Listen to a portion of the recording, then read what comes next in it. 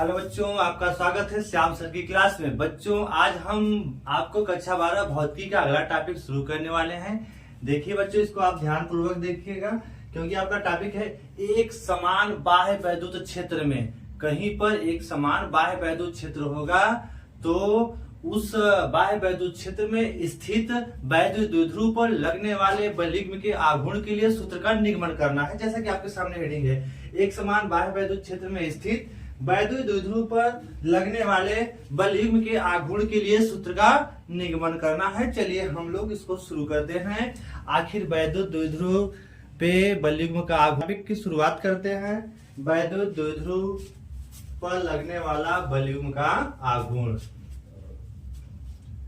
देखिए जैसा कि हेडिंग है एक समान बाह्य वैद्युत क्षेत्र। तो पहले हम लोग एक समान कहीं बाह्य वैद्युत क्षेत्र यहां देख लेते हैं। मान लिया यह एक समान बाह्य वैद्युत क्षेत्र है।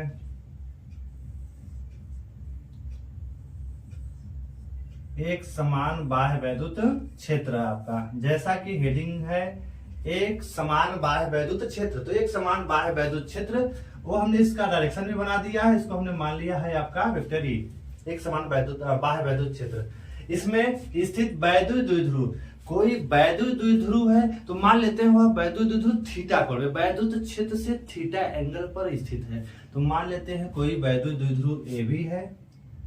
तो वैद्युत द्विध्रुव मान लिया ये आपका एक वैद्युत द्विध्रुव है और नामकरण इसका ए और बी है, जो बाह्य वैद्युत क्षेत्र से कितने कोण पर रखा है? थीटा कोण पर रखा है। यह जो वैद्युत द्विध्रुव है किससे मिलकर बना है? माइनस क्यू तथा प्लस क्यू आवेशों से मिलकर बना है। तो आप इसको देख लेंगे। वैद्युत द्विध्रुव ए बी है जो द्विध्रुव ए बी है, वैद्युत द्विध्रुव ए बी है जो माइनस क्यू तथा प्लस क्यू आवेशों से मिलकर बना है। और यह जो वैद्युत द्विध्रुव है बाह्य वैद्युत क्षेत्र से कितने कोण पर रखा है? थीटा कोण पर रखा है। तब इस वैद्युत द्विध्रुव पर एक बलिग्म का आघूर्ण कार्य करेगा। कैसे बलिग्म का? बलिग्म माने होता है बल का जोड़ा। बलिग्म माने क्या होता है? बल का जोड़ा। एक ऐसा बलिग्म जो होगा किसी इस द्विध्रुव पर लगेगा जो कि वैद्युत बल परिमाण तो समान होगा और बल भी विपरीत होंगे, लेकिन उनकी क्रिया रेखाएं क्या होंगी? भिन्न भिन्न होंगी। तो वह जो बल मिलकर के क्या निर्माण करता है? बलिग्म का आघूर्ण, अर्थात वह बल उस वस्तुओं को घुमा देता है। तो चले देखिए, आपका जब ये थीटा कोण पे वैद्युत द्विध्रुव रखा है तो आपको पता है कि बाह्य जो वैद्युत क्षेत्र होता है, वैद्युत क्षेत्र में स्थित कोई अगर आवेश है तो वह वैद्युत क्षेत्र उस आवेश पर एक बल लगाता है। उस बल को कहा जाता है वैद्युत बल। तो आपने वैद्युत बल का फार्मूला पढ़ रखा है। जैसा कि आपने पढ़ा है कि वैद्युत क्षेत्र की तीव्रता E बराबर एफ अपान क्या होता है? क्यू। तो यहां से अगर वैद्युत बल का फार्मूला निकालना चाहे तो वैद्युत बल F बराबर क्या होता है? Q इंटू क्या हो जाएगा? E हो जाएगा। मतलब अगर किसी वैद्युत क्षेत्र में कोई आवेश अगर रखा है तो उस पर लगने वाले वैद्युत बल का फार्मूला होता है या बराबर Q इंटू E। अर्थात अगर और यह जो बल लगता है, यह बल जो लगता है धन आवेश जो होता है, धन आवेश को यह जो वैद्युत क्षेत्र है वो अपने दिशा की ओर बल लगाता है और माइनस आवेश पे यह बल किधर लगता है? अपने के विपरीत दिशा में लगता है। तो आपकी हेडिंग ही है कि एक समान वैद्युत क्षेत्र है, इस पे आपका वैद्युत द्विध्रुव आघूर्ण थीटा कोण पे रखा है और वैद्युत द्विध्रुव आघूर्ण माइनस क्यू तथा प्लस क्यू आवेशों से मिलकर बना है। और मान लेते हैं इस वैद्युत द्विध्रुव आघूर्ण जो वैद्युत द्विध्रुव है उसके बीच की अल्प दूरी क्या है? 2l है। क्या मान लेते हैं? 2 दूरी हमने बता दिया। अब चूंकि आपको पता होना चाहिए कि जो वैद्युत बल F बराबर Q इंटू E, और यह बल जो लगता है प्लस Q आवेश अगर आपका है, प्लस Q आवेश पर यह वैद्युत बल क्षेत्र की दिशा में लगता है। कितना लगेगा? F बराबर Q इंटू E के बराबर लगेगा। और अगर माइनस आवेश होता है तो यह वैद्युत क्षेत्र माइनस आवेश पर अपने क्षेत्र के विपरीत दिशा में उतना ही बल लगाता है। कितना लगाएगा? यह बराबर Q इंटू E। बल का परिमाण तो समान होगा लेकिन इनकी दिशाएं विपरीत होंगी। प्लस आवेश पे वैद्युत क्षेत्र अपने दिशा में बल लगाता है और माइनस आवेश पर वैद्युत क्षेत्र उस माइनस आवेश पे किधर लगाएगा बल, अपने के विपरीत दिशा में लगाएगा। अर्थात जैसा कि हमने यहाँ बताया, प्लस पे वैद्युत क्षेत्र की दिशा में बल लगेगा, कितना लगेगा, Q इंटू ई के बराबर लगेगा, और माइनस आवेश पर कितना लगेगा, Q इंटू ई, लेकिन उसकी दिशा क्या होगी, वैद्युत क्षेत्र के विपरीत होगी। अब क्या होगा, अब यह जो वैद्युत बल होगा, अब जैसे मान लिया आपका यही है, ये मान लिया वैद्युत द्विध्रुव है, एक इस हाथ से हम इस पे बल लगा रहे हैं, हम क्या वैद्युत क्षेत्र की दिशा में, क्षेत्र मान लीजिए इसकी इधर है, इस साइड में वैद्युत क्षेत्र है, वैद्युत द्विध्रुव ऐसे रखा हुआ है। अब जब वैद्युत क्षेत्र क्या करेगा, इस वाले को, इस प्लस वाले आवेश को अपने क्षेत्र में लाने की कोशिश करेगा, और इस माइनस वाले को क्या करेगा, अपने क्षेत्र के विपरीत दिशा में। मान लिया वैद्युत क्षेत्र इस डायरेक्शन में है, तब आपका वैद्युत द्विध्रुव अगर ऐसे रखा है तो इस प्लस क्यू आवेश वाले को क्या करेगा, इसको घुमा के अपने क्षेत्र में लाने की कोशिश करेगा, और इस माइनस वाले को क्या करेगा, अपने क्षेत्र की विपरीत दिशा में, और ऐसे लाने की, मतलब यह नीचे, यह क्या करेगा ऊपर, यह नीचे, यह ऊपर। अगर ऐसे है, ऐसे है, क्या करेगा, वैद्युत क्षेत्र क्या करेगा, इसको अपने क्षेत्र में बुलाएगा, और इसको क्या करेगा, अपने के विपरीत दिशा में। इस तरह से देखिए, इस तरह से, मतलब इसको नीचे, इसको ऊपर, तो आपका क्या करेगा, यह वैद्युत द्विध्रुव मूवमेंट करना शुरू करेगा, मतलब गति। देखिए ऐसे, फिर से देखिए एक बार, ऐसे है ना, ए प्लस को किसे ले जाएगा, अपने क्षेत्र में, और माइनस को अपने क्षेत्र के विपरीत। देखिए ऐसे है, यूं देखिए, ऐसे है, ऐसे। कहने का मतलब ये हुआ कि जब देखिए इस वैद्युत द्विध्रुव को, यह जो आपका F बल है वह क्या करेगा, अपने क्षेत्र की ओर लाने की कोशिश करेगा, ऐसे नीचे, और इसको क्या करेगा, अपने क्षेत्र के विपरीत। इस कारण यह वैद्युत द्विध्रुव क्या करता है, घूम जाता है।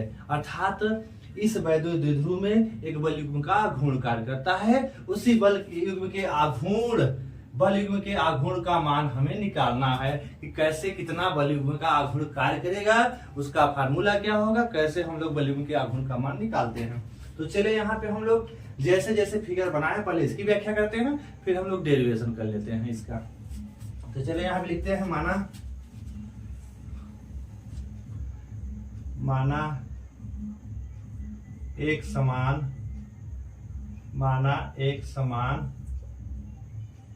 बाह्य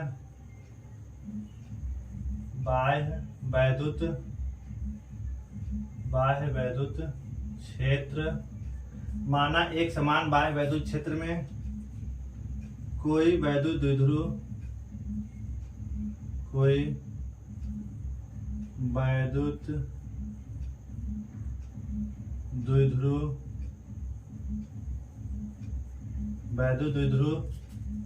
क्षेत्र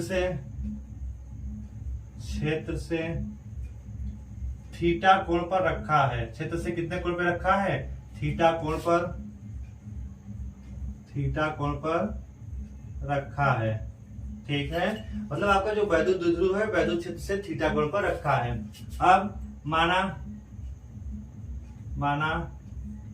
वैद्युत द्विध्रुव ये भी है, माना वैद्युत द्विध्रुव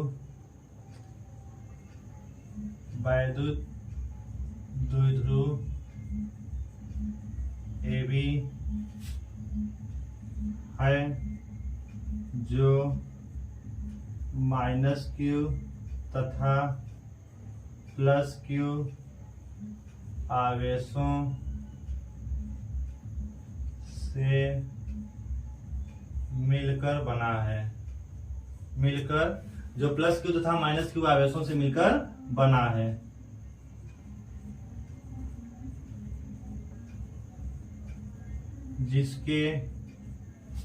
जिसके बीच की अल्प दूरी, जिसके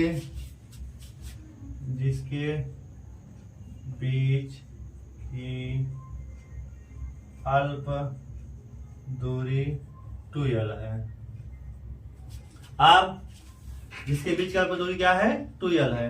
अब आपका क्या होगा, आगे देखिए, चूंकि इस वैद्युत द्विध्रुव पर, चूंकि वैद्युत द्विध्रुव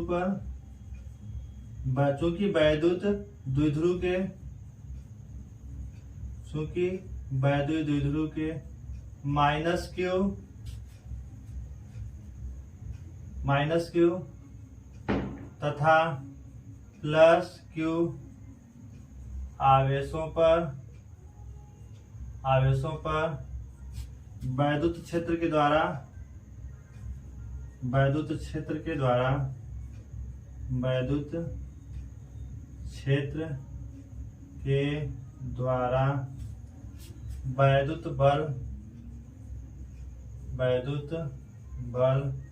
वैद्युत द्विध्रुव माइनस क्यू तथा प्लस क्यू आवेशों पर वैद्युत क्षेत्र के द्वारा वैद्युत बल F बराबर Q इंटू ई क्या होगा, कार्य करेगा। किसके कारण कार्य करेगा? वैद्युत द्विध्रुव माइनस क्यू तथा प्लस क्यू आवेशों पर वैद्युत क्षेत्र के द्वारा वैद्युत बल F बराबर Q इंटू ई क्या करेगा, वैद्युत क्षेत्र क्या करेगा, आरोपित करेगा। कर लीजिए, वैद्युत क्षेत्र के द्वारा वैद्युत बल क्या होगा, आरोपित होगा।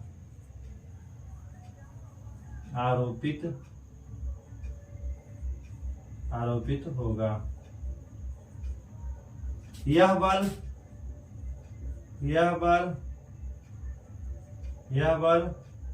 प्लस क्यू आवेश पर क्षेत्र की दिशा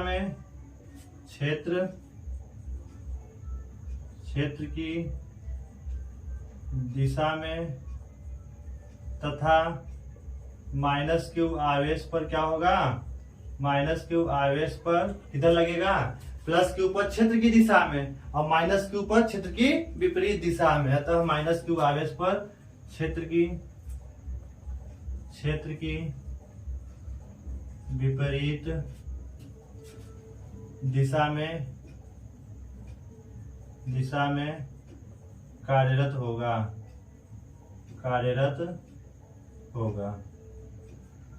अतः जब कार्य करेगा तो अतः इस पे क्या करेगा, अतः इस वैद्युत द्विध्रुव पे एक बल्ब का आघूर्ण कार्य करता है। तो इसको पहले आप लोग इतना लिख लीजिए, फिर हम उसको आगे कंटिन्यू करते हैं। तो इसका स्क्रीनशॉट लेकर के चाहे आप डायरेक्ट देख करके इसको लिख सकते हैं। तो इसको लिखिए, फिर हम आगे लोग का आगे कंटिन्यू करते हैं। यह जो बल आपका कार्य कर रहा है, जो दोनों बल मिल करके प्लस क्यू और माइनस क्यू पर एक दूसरे के अपोजिट और परिमाण में समान लेकिन दिशाएं विपरीत, क्रिया रेखाएं भिन्न हैं, मिलकर कार्य करते हैं। तो यह बल क्या करता है, यह दोनों बल मिलकर के वैद्युत द्विध्रुव पे एक बल युग्म का आघूर्ण उत्पन्न करते हैं, जो क्या होता है, टाउ होता है। तो उसका मान हम लोग निकालते हैं। तो इसको आप लिख लीजिए पहले।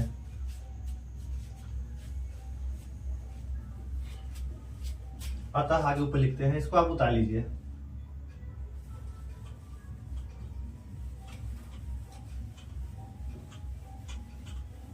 अतः ए बल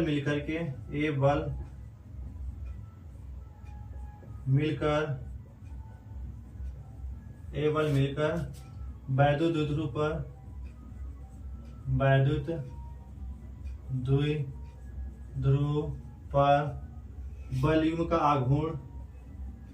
बल युग्म का आघूर्ण टाउ उत्पन्न कर देते हैं, जहां टाउ बराबर तो क्या हो जाएगा, बल युग्म का आघूर्ण, जहां बल युग्म माने होता है बल का जोड़ा। देखिए यहाँ बल का जोड़ा, एक बल इधर एक बल इधर, अर्थात बल का जोड़ा कार्य करा। लेकिन एक बल, देखिए दोनों बल तो विपरीत हैं, एक बल इधर एक बल इधर, लेकिन इनकी क्रिया रेखाएं भिन्न है। क्रिया रेखाएं भिन्न का मतलब यह बल इस पॉइंट पे आरोपित हो रहा है और यह बल कहाँ है, इस पॉइंट पे आरोपित हो रहा है। क्रिया रेखाएं भिन्न है। तो यह बल युग्म का आघूर्ण, तो बल युग्म का आघूर्ण बराबर क्या होता है, बल युग्म का आघूर्ण बराबर क्या होगा, दोनों बलों में से एक बल, दोनों बलों में से कोई एक बल इंटू उनके बीच की लंबवत दूरी, इंटू उनके बीच की लंबवत दूरी। दोनों बलों में से कोई एक बल इंटू उनके बीच की लंबवत दूरी। तो आप ये फार्मूला आप चाहे तो नोट कर लीजिए। बल युग्म का आघूर्ण बराबर दोनों बलों में से कोई एक बल इंटू उनके बीच की लंबवत दूरी। तो इसको आप थोड़ा फिगर से अलग दिखा दीजिए, इसको आपको पता चलता है। देखिए फिगर का है सब कुछ, ठीक है। तो बल युग्म का आघूर्ण बराबर दोनों बलों में से कोई एक बल इंटू उनके बीच की लंबवत दूरी।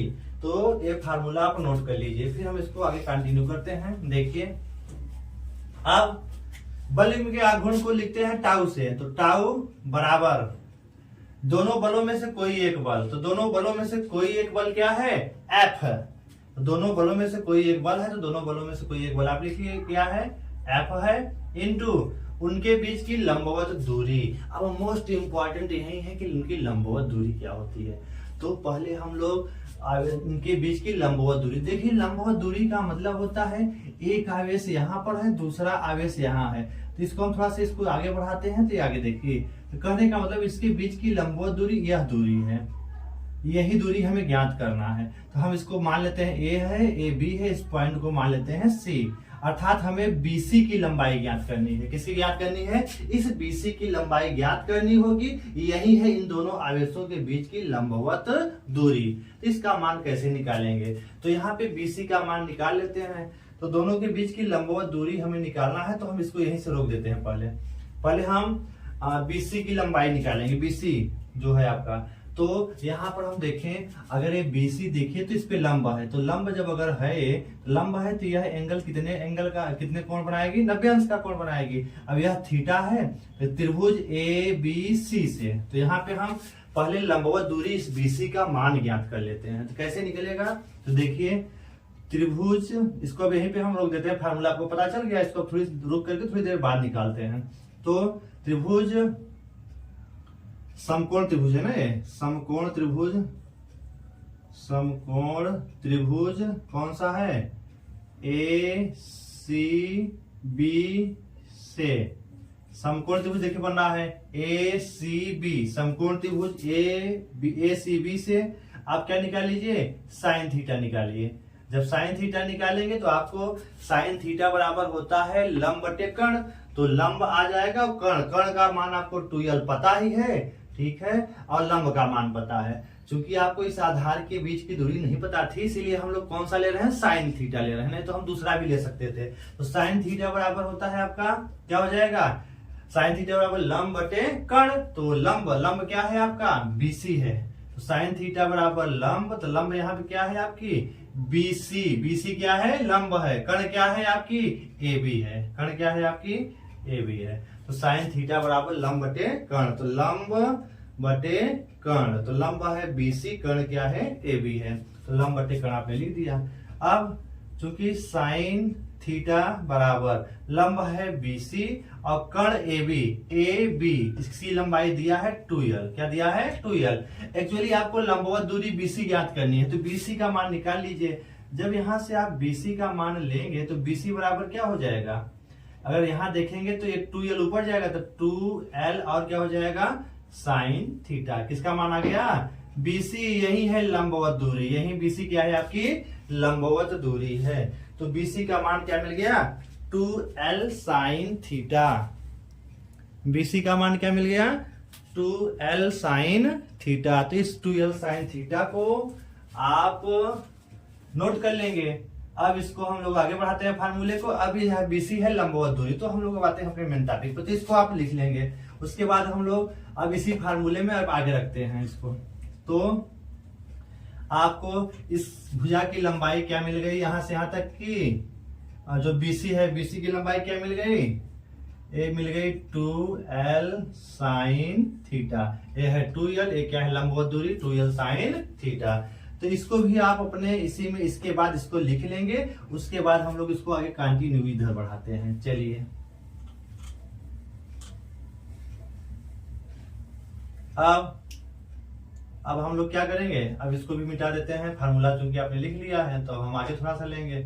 चूंकि वैद्युत द्विध्रुव आघूर्ण को टाउ से व्यक्त करते हैं, तो टाउ बराबर दोनों बलों में से कोई एक बल था इंटू उनके बीच की लंबवत दूरी क्या है? बीसी है। यही तो आपको बताया गया। अब दोनों बलों में से कोई एक बल, तो F बराबर बल का मान क्या है? F बराबर Q इंटू ई है, इंटू बीसी। बीसी बराबर क्या आ गया? 2l साइन थीटा, BC बराबर 2l साइन थीटा। इसको सॉल्व करिए तो अगर यहाँ हम E इधर रोक दें, और क्या है आपका E इंटू, और क्या है इधर, क्या है चाहे तो E उधर कर लीजिए। तो हम देखिए काम करते हैं, Q इंटू 2l, इसको उधर उठा ले जाते हैं और इंटू E, और क्या कर देते हैं साइन थीटा। चूंकि आपने पढ़ रखा है टाउ बराबर आ गया Q इंटू 2l, तो Q इंटू, चूंकि आपने पढ़ रखा है इसके पहले कि P बराबर Q इंटू क्या होता है 2l होता है। तो जहां पे Q इंटू 2l है वहां, इसको भी आप लिख लिए हैं तो इसको हम मिटा देते हैं। जहां पे Q इंटू 2l है वहां पे हम क्या लिख सकते हैं P, तो यहाँ पे हम क्या लिख सकते हैं इसके स्थान पे P, तो टाउ बराबर क्या हो जाएगा, इसके स्थान पे आएगा P और ऑलरेडी E है और क्या है साइन थीटा। तो आपका यही है एक समान बाह्य वैद्युत क्षेत्र में स्थित वैद्युत द्विध्रुव पर लगने वाला बल युग्म का आघूर्ण है। किसका फार्मूला है, बल युग्म का आघूर्ण टाउ बराबर क्या होता है PE साइन थीटा। तो आप ये फार्मूला लिख लेंगे, जहां पे टाउ बल युग्म का आघूर्ण है, P क्या है आपका वैद्युत द्विध्रुव आघूर्ण है, क्या है वैद्युत द्विध्रुव आघूर्ण है। E क्या है, एक समान बाह्य वैद्युत क्षेत्र है। ये क्या है, बाह्य वैद्युत क्षेत्र की, बाह्य वैद्युत क्षेत्र है। वैद्युत हम साइड में लिख देते हैं, वैद्युत क्षेत्र है, वैद्युत क्षेत्र की तीव्रता है। और थीटा किसके किसके बीच का कोण है, थीटा किसके बीच का कोण है, तो आप बता सकते हैं वैद्युत द्विध्रुव तथा वैद्युत क्षेत्र, वैद्युत द्विध्रुव तथा वैद्युत क्षेत्र के बीच का कोण क्या है, थीटा है। तो इसको आप लिख सकते हैं, तो ये आप इसको भी लिख लीजिएगा बच्चों, जिससे कि आपका ये डेरिवेशन पूरा बहुत इजी डेरिवेशन है, लेकिन मोस्ट इंपॉर्टेंट है, एग्जाम में बहुत बार आया हुआ है। इसको आप लोग जरूर केयरफुली समझ करके अपने फेयर में उतार लेंगे। इसका हम सदिश रूप कैसे लिखते हैं तो आगे देख लीजिए, कितना आप उतार लिए होंगे। चलिए इसका स्क्रीनशॉट आप ले लीजिए, उसके बाद हम आगे कंटिन्यू करते हैं। चलो अब अगर इसको हमें सदिश रूप में दिखाना है तो सदिश रूप में क्या होगा, बल युग्म का आघूर्ण सदिश रूप में कैसे लिखेंगे, सदिश रूप में देखिए साइन थीटा, तो कौन सा है क्रॉस प्रोडक्ट आता है, साइन थीटा किसके अंतर्गत आएगा सदिश गुणन। तो टाउ बराबर आपका क्या हो जाएगा P क्रॉस क्या हो जाएगा E हो जाएगा। इस सदिश रूप में टाउ बराबर P क्रॉस क्या हो जाएगा E। इस टाउ का मान किसके, पेज के नियम से, दक्षिणावर्ती पेज के नियम से इस टाउ की दिशा आसानी से ज्ञात कर सकते हैं। P की दिशा और E की दिशा जो होगी, टाउ उसके दोनों की क्या होगा लंबवत होगा, तो उससे हम सदिश रूप इसका प्राप्त कर सकते हैं। चलिए तो इसको आप लोग देख करके उतारिए, सदिश रूप भी लिख लीजिए, इसको हम नीचे का इरेज कर देते हैं। अब कुछ इसकी विशेष स्थितियां हैं, उसके बारे में हम लोग चर्चा करते हैं। इसकी विशेष स्थिति क्या क्या होती है, चलिए इसकी विशेष स्थितियां देखते हैं।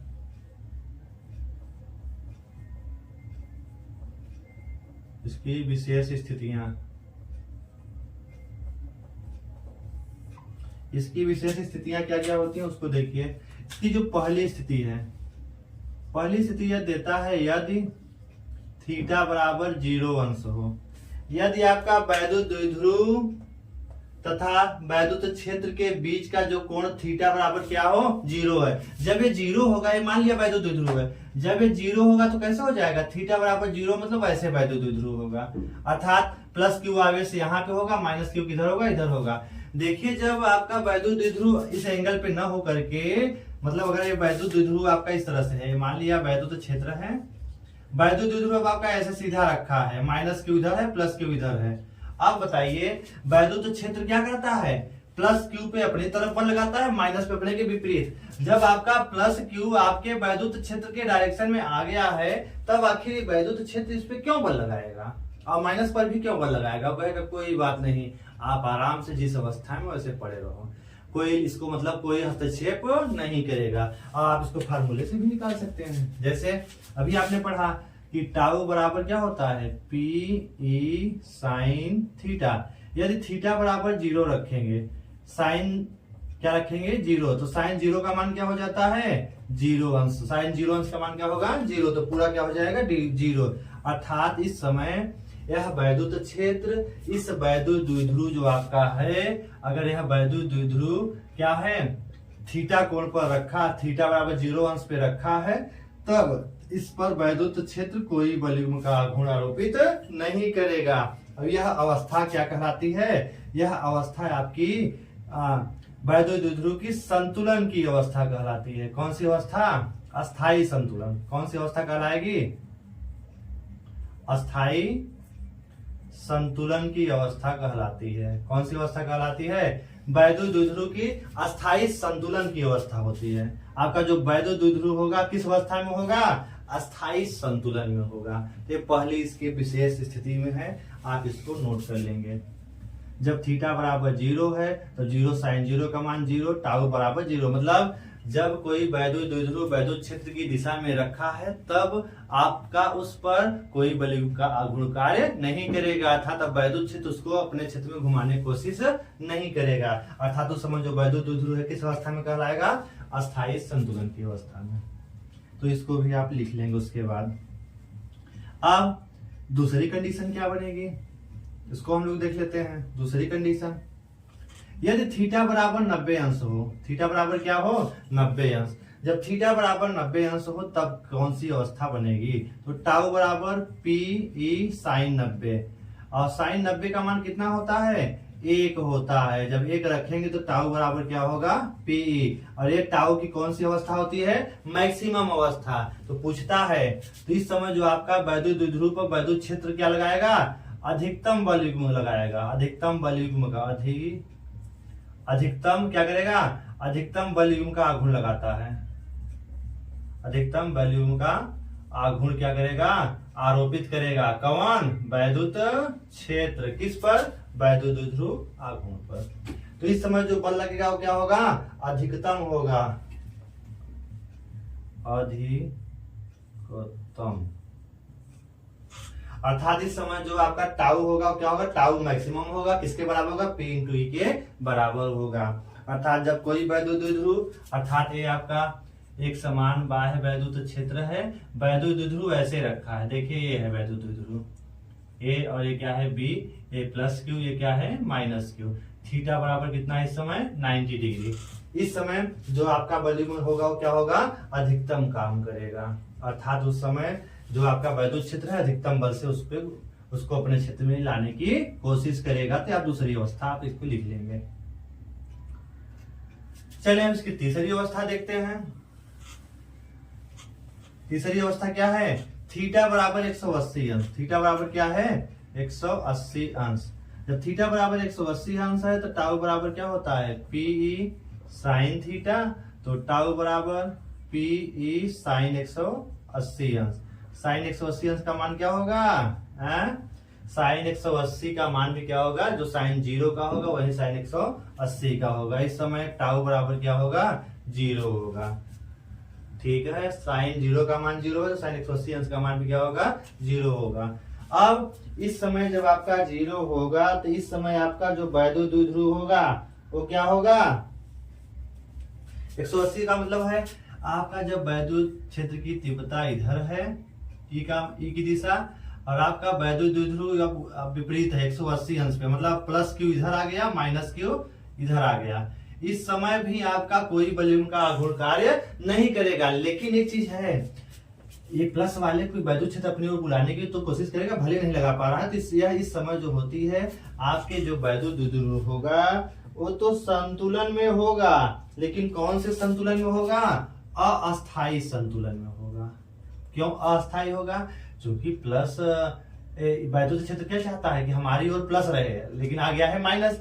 फिर भी ये क्या है टाउ नहीं लगा पाता, लेकिन यह क्या करता है अस्थाई। अस्थाई क्या होता है, संतुलन में आपका वैद्युत द्विध्रुव होता है, अर्थात उसको मौका मिले तो घुमा देगा।